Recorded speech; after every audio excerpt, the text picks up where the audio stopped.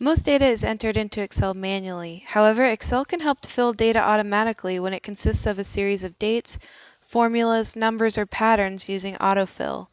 With Autofill, you can complete a series, copy and paste a formula or numbers, or add values to cells following a pattern.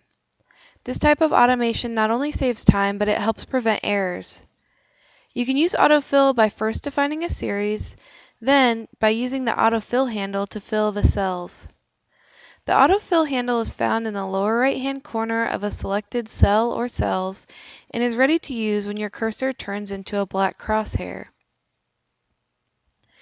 To fill a simple numeric day or date series using Autofill, enter the beginning of a number, day, or date series you want to create.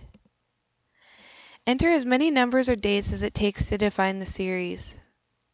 Then, select the cell or cells that establish that series. Hover in the lower right corner of the bottom cell.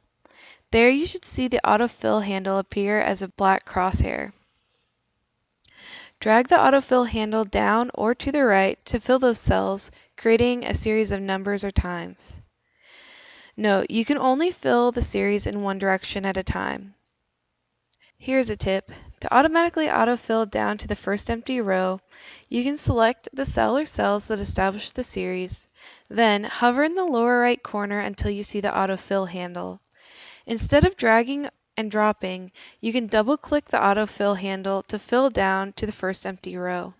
In some cases, you may want to copy the cells instead of following a pattern or creating a series, or vice versa.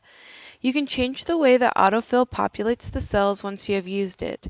After you use the Autofill handle, you'll see a small icon that is known as the Autofill Options Box.